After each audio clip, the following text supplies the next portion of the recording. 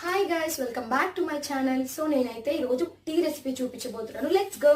So first అయితే tea గిన్నె పెట్టుకొని 1 కప్ ఆఫ్ వాటర్ వేసుకొని మంచిగా బాయిల్ చేసుకోవాలి. ఈ గ్యాప్లో నేను అల్లం యాలకులు దంచుకుంటున్నాను. ఈ ఫ్లేవర్ టీలో చాలా చాలా బాగుంటుంది, మీరు ట్రై చేయండి. ఆ తర్వాత 4 to 5 spoons of tea powder వేసుకున్నాను. మంచిగా బాయిల్ అయిన తర్వాత 2 టేబుల్ స్పూన్ ఆఫ్ షుగర్ వేసుకోవాలి. ఇది కూడా బాయిల్ అయిన తర్వాత మనం అప్పుడు మిల్క్ యాడ్ చేసుకోవాలి.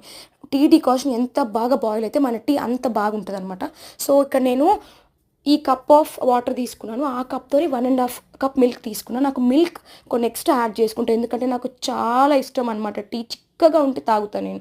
సో మీడియం టు సిమ్ పెట్టుకొని మంచిగా బాయిల్ అయిన తర్వాత టీ సర్వ్ చేసుకొని ఎంజాయ్ చేయడమే. నాకు చిన్నప్పటి నుంచి టీ అంటే ఇష్టం అనమాట. డైలీ 1 టైం అయినా టీ తాగాలి. మీలో కూడా టీ లవర్స్ ఉన్నారా? ఉంటే కామెంట్ సెక్షన్లో నాకు చెప్పండి. టీ అయితే చాలా చాలా బాగుంది. ఎక్కువసేపు ఉడికించుకుంటే మీకు టీ అనేది టేస్ట్ కొంచెం ఎన్హాన్స్ అవుతుంది అనమాట. సబ్స్క్రైబ్.